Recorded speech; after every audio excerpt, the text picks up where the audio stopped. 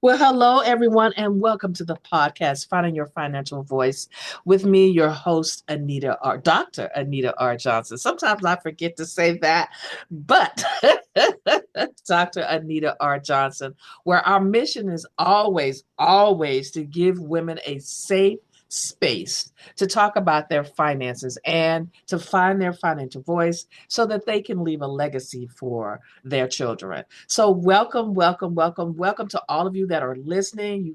If you're a new listener or if you've been a listener for a long time, thank you so much.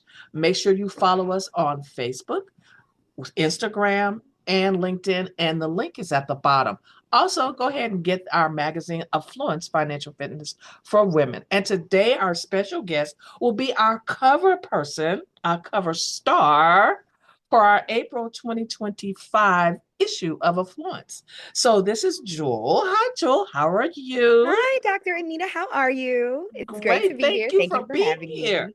I'm excited. I'm excited I am about this. too. Definitely. There's so much to unpack in this interview. I don't think we're going to have time to do it in one session. We might have to do it in 5 or 10 sessions or something like that because you're such an exciting person and I'm glad to know you. Again, I found Jewel on LinkedIn and I reached out to her and I'm so glad that she agreed to be on the podcast as well as being our star cover person for our April 2025 issue. So one of the reasons why, and I don't know if people know, but we're going to kind of dwell into it, but we're also going to talk about what you actually love doing, right? Which is your art, right?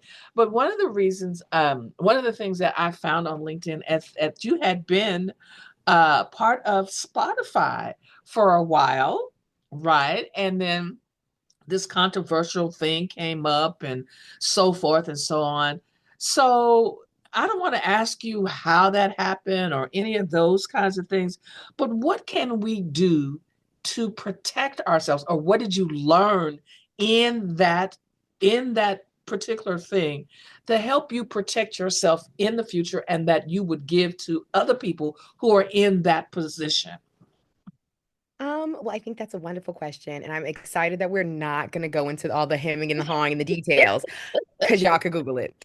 But the thing is I think at the end of the day, something that is very important is when you work at a corporation, they own everything that you produce, and that's in your contract. And first things first, something that's important all the time, read those. Mm, So mm. that's your first, that's square one. Read your contract.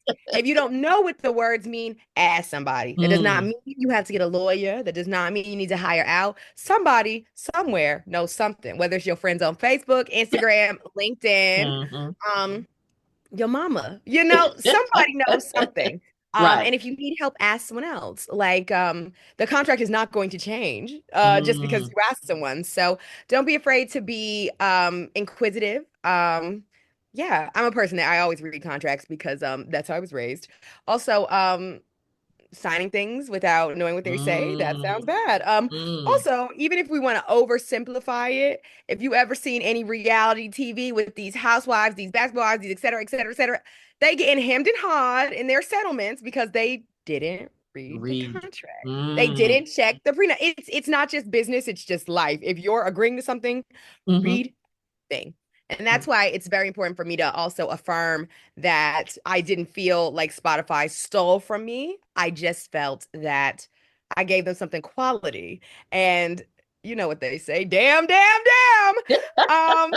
But the thing is, I think what's really important to realize is for me, I am a visual artist and I have since graduated to working independently.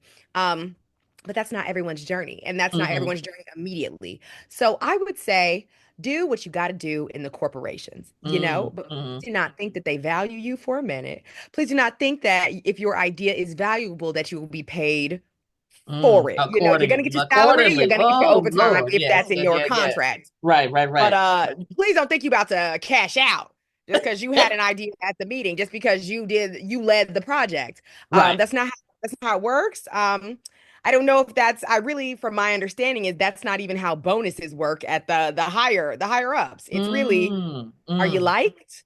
Are mm, you favored? So what I think is important is when you are in any corporate space, any professional space, especially one that does not see you, is or performing as if they do, Hmm. but the checks Hmm. don't match. Hmm. Um, Show up. And when I say show up, I mean go to work every day, collect your check, and pay attention. I Hmm. think something that's very important about something I will say about this is when I worked at Spotify, I was an intern. So my tenure was going to be over anyway. And even though they offered for me to stay, I was not done with undergrad. And something I learned about internships is they are great experiences to figure out What is I it? never want to do that shit again. Or I loved it, sometimes that's the plot twist, but typically it's I didn't. But what you do gain besides the experience, besides the knowledge, is kind of an inside of how certain industries work. While, of course, on a corporate scale, that is different than if you start a small business. But Hmm. if you work in, for example, I worked in design. Okay, so now I know how people go about doing certain design things. Or I've worked in museums. I know how they go about doing certain things. And that might not seem valuable today. It might not matter tomorrow. But Hmm. when you finally, the time comes to do whatever you'd like to do independent, and that doesn't necessarily mean starting this huge venture capitalism LLC. Even if it is just starting a small business, you've got a little insight. Oh, that's how they did that. Oh, I hated how they did that. Let me do this like that. And I think that's something you can learn no matter where you work, no matter what experience you have. Pay attention. Mm. Mm. We're done. No. And on that note, thanks for having me. No, that is such a great point. And I think what happens is we're so some of us are so excited about having that opportunity until we forget. I had a woman on a couple of weeks ago, and this podcast will be coming out. Her podcast will be coming out as well. It's about negotiating a salary. It's like as soon as somebody says, "Oh, we're going to offer you the job," we like, "Okay, cool." Instead of negotiating the higher salary. And then we're angry because we're angry with ourselves, we're angry with the world, we're angry with everybody. I should have been paid X amount of dollars, but I'm paid this, and they should have just paid me that instead of just say, okay, this is what I want, and that is how you are going to read the contracts and be aware of what you need for yourself, for yourself and your family. So thank you for that. Thank you, thank you. And like she said, you can Google what it is that happened, right? Check it out on Refinery 29, article by Wizzy Kim. You'll see it. And also to add to what Dr. Anita was saying about your negotiations, not only don't be afraid to negotiate, but also don't be afraid to ask people questions. And I don't Mm, necessarily mean just in the office, because we all know these coworkers aren't all for us. But right. if you have peers that work in a similar field, you have close friends that they don't have to necessarily work in your office, Hmm. etc. And then I think on the back end, something that I've heard about, won't say where, but if you work in a position that hires folks, if you are in Mm, HR, hmm. and you are Black, brown, lower representational, Hmm. POC, an ally, Hmm. Hmm. tell people. It's I've heard again, don't know where. But I know people that are working in said industries, and they are Black, they are brown, they are etc. Otherwise allies, and they are saying, they had the interview, they had the meeting, etc., etc. And the person is like, okay, I'd like this salary. Mind you, they don't realize it's a low ball.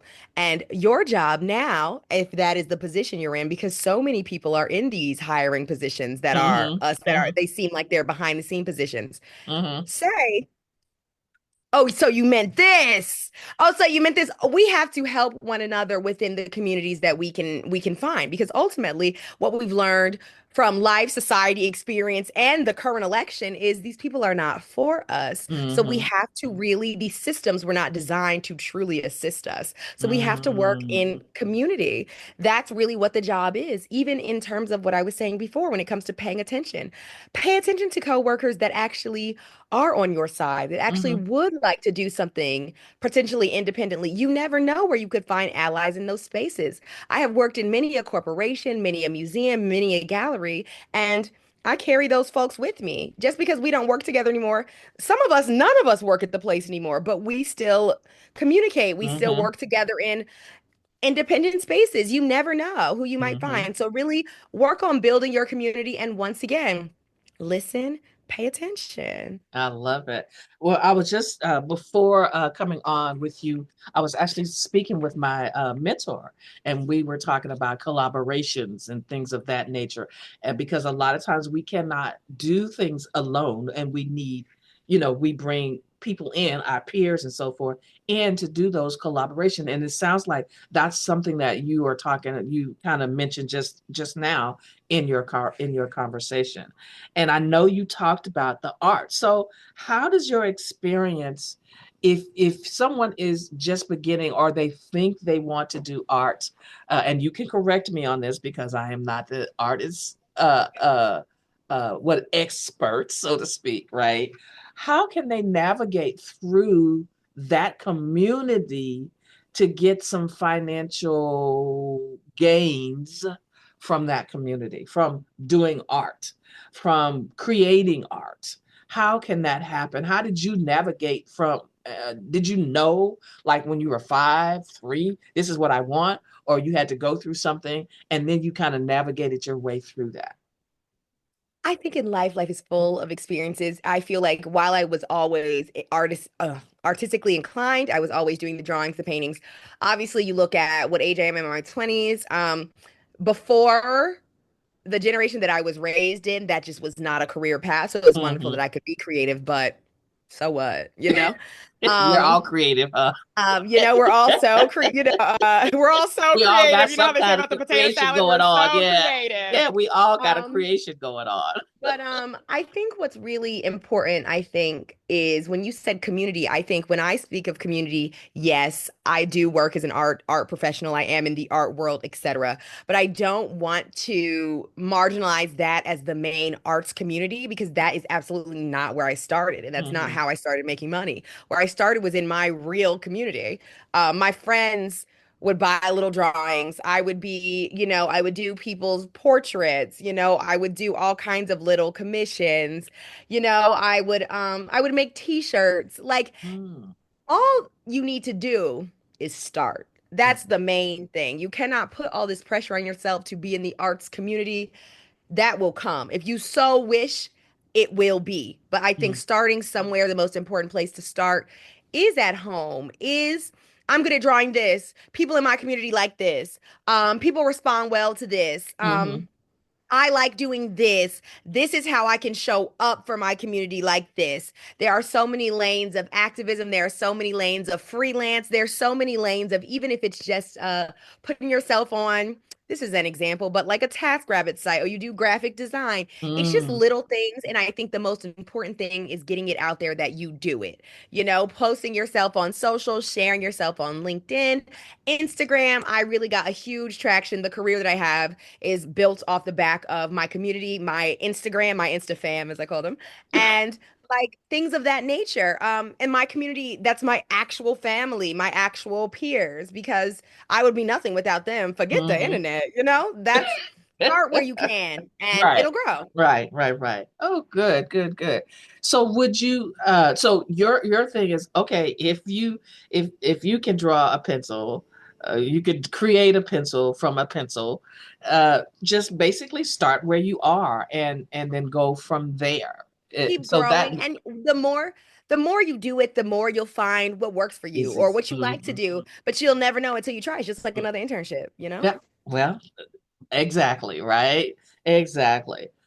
And how can I want to talk about pricing our our art? How do you get past the fact that this particular art piece might not be uh millions of dollars. It may be $5. It may be something. How do you get past that as a woman? Because we know that generally speaking, women earn 76 cents in the corporate world to every man's dollar, a black woman anyway.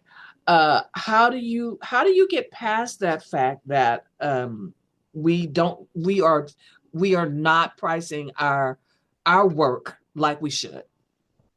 I think this is a double-edged sword because ultimately, like, the thing is, well, not even I agree. Obviously, that's a fact. Like, we are paid less.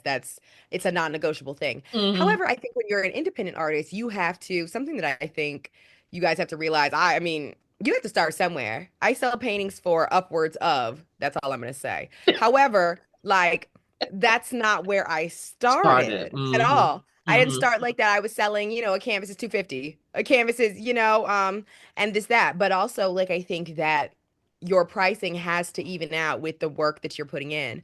Like Hmm.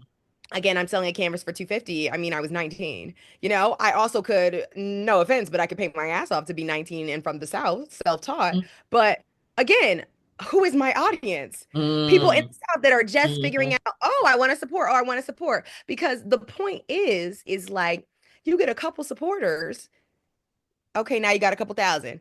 It's not all about, okay, this one piece is $5,000. Maybe you need to make smaller ones and then make $5,000. And then Hmm. the more people like them, the more you get out there, the more it's worth more. I think know your worth for damn sure, Hmm. but your worth does not start at a million, thousand, hundred, trillion dollars. Like, that's just the reality. Just because I can sell a work for, again, X, Y, or Z, I've been paying it for over a decade at this point now, Hmm. Hmm. Like, I would hope so. If Yeah. anything, I'm charging you for my future arthritic bills. So I got to think about that. If you just started yesterday, I mean, I don't really think that's a concern. You got everybody see why I like her. You just have to love her. Because she's so real and authentic. And that's what I like, authenticity, right? So do you think that as a artist that art should be included in somebody in everyday's, not just everyday life, but as an asset, as an asset for people of color or a black woman or a black family or the community? That should be an asset, just like a house may be, or apartment complexes, or any of that. Do you think that that should be included into their assets? And how can somebody afford to put art into their as a collector, as being a collector? I think art is absolutely an asset. And I'm not going to sit and try to convince that because ultimately, like everything that you experience visually is a form of art. If you Mm, looked at a billboard, it's a form of art. If you got a soda, someone designed that can. If you mm, watched a commercial, an art mm, director put that together. If you mm-hmm, like Beyonce doing her little dance, somebody made that dress. Somebody did her mm, makeup. mm. Somebody put a mood board together to style her hair. You think Rihanna style just fell right out the sky? Like that's just that's just not how it went. So I Hmm. think that like realizing that value that I think a lot of people, especially I think a lot of Black and people of color that are of earlier generations may not recognize is that the ubiquity of visual art is insane. Mm, It is in everything you experience, even as simple as if you watch the news, that little animation before the news came on, somebody had to make that. hmm. So I Hmm. think realizing that those corporations are investing in that, just like those corporations are faux investing in you when you get your little salary, your little check. And I'm not saying little like small because I know Right, right, tech right, pays. right. However, the point is if they can recognize that worth, why can't you? Mm. Wow. And that is a hard thing, I think, for most women, is the value of their work, whether they are working in, like we talked about, negotiating a salary, or whether they're freelancing like you are, or have your own business like me, and of course yours is a business too. It's kind of hard. I think it's hard for them to value what they do. And you say, okay, well, I was doing this at 19. I should not be doing 250 at 20 years into the business. I should, the canvas that I did should probably be more like 1,000, or whatever the price may be. It can't be 250. I can't just stay at 250.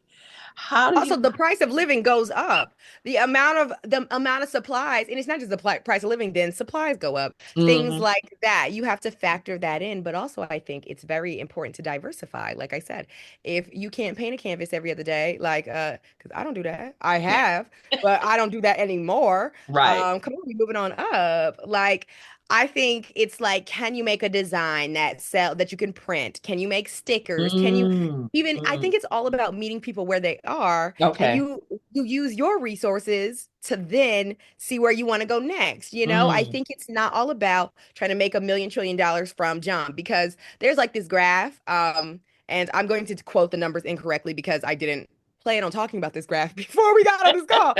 But it's like basically talking about how like and the math is about to be wrong, but you get the idea of like, okay, you want $1 million. Okay, you could sell X, Y, and Z a house for $1 million. Or you could sell 250 of this for this price. You could sell hmm hmm 700 of this for this price. It's not all about all at once. I think what it comes to knowing your worth is knowing how you can spread it around, knowing what kind of time you personally have to put forth and how you can monetize that.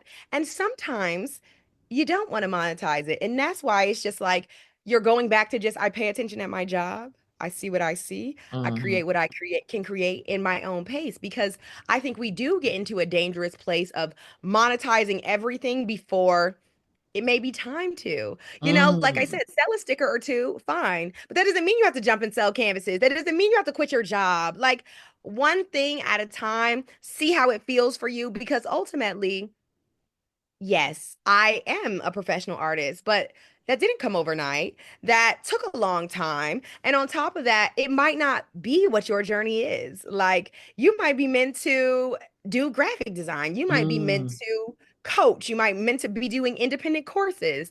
Who knows? But the thing is, I think you have to try it, and you have to try for the cheap to really make it. I'm gonna tell you something. I don't know if you noticed, but as I do know, I hope everyone watching this knows that the first Black millionaire, Madam C.J. Walker. Okay, hmm y'all know, she was getting beat out of business, beat like towed down by this other lady. And the way she got the community back was offering an extreme discount. She was doing stuff for free. And of course, labor is not free. I get Mm-mm. it. But Mm-mm. her business multiplied because it showed that she was for the community. So it's all about meeting people where they're at, and you can multiply that because your community is limitless. So and so, you gave it, you sold them a sticker for $5. They really liked it. They put it on their laptop. They had a big corporate meeting. Oh, wow, everybody loved the Where'd you sticker. get Now I that told you from? about it. Okay, now you Hmm just got 50 new customers. Do you hmm see? It just is all about just get it out there. Give it a hmm shot. You never hmm know. So, hmm yeah. Yeah, yeah.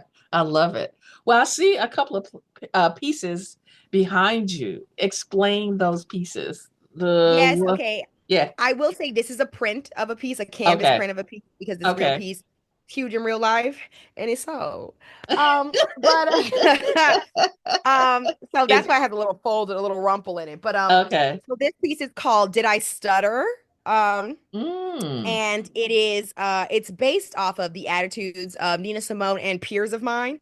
I will also, I'm sure Anita will edit it so that you guys can see it. But also the texture that you see above it, one of my friends, very close artist friends, again, community rocks. I had her abstract the piece into a rug, so it's a full wall hanging. So it's beautiful. hmm Um, hmm you'll see it all in my future Architect Digest spread, manifesting that, putting that there. You feel it. Okay. Now, since you just said it, now tell us about it. So yeah. I love it. I love it. And so, what do you have that is available where people can go to see your work? Absolutely. So, just again about the idea of accessibility and things of that nature, I do show and I do galleries, et cetera, et cetera, et cetera. However, I'm really big on people being able to have the artwork in their home, in their spaces, and at a rate that they can afford. So, all of my prints, well, I rotate which ones I do, but they're Mm, available on my site, www.whateverjewel.world. I love it. And you can check out all the things. Yeah, and everything is under 100. So it's things you can grab at any price range, at any price rate, and I got that afterpay, so it's something for everybody. I love it. Well, if you have not been with us, this is Finding Your Financial Voice with our special guest, Miss Jewel. I just call her Miss Jewel. She's a jewel. Why, thank you. And she has been talking to us about her art and how to get into the art business, or how to be an artist, how to be a great artist, what she went through, or what her experiences were to come to where she is today. So I just really want to thank you so much for being here. Is there anything that you would like, just give us a few tips that you would like to talk to our future artists about now to get them over the hump right now? Don't I think it's something for future artists, but future creatives, future business owners, etc., people who are Mm-hmm. working in progress. No matter what you are doing, there's room for you to do it. No one can take that away from you. There are enough resources for us all to eat, and nobody's process, nobody's journey is yours. So please do not think you're not moving fast enough, you're not making the Mm-hmm. money fast enough. Like, if it is meant to be, if your heart is in it and you continue to show up and do the work, it will all come. All right. Thank you so much. I appreciate your time. Thank you, my love. Thank you for having me. I hope you guys had fun today. Yes, it was. Thank you so much. This is Finding Your Financial Voice podcast with your host, Dr. Anita. And we want to thank our listeners and make sure you share and like and you share this podcast with other members of your family and your friends so that they can actually find their financial voice as well. Thank you so much.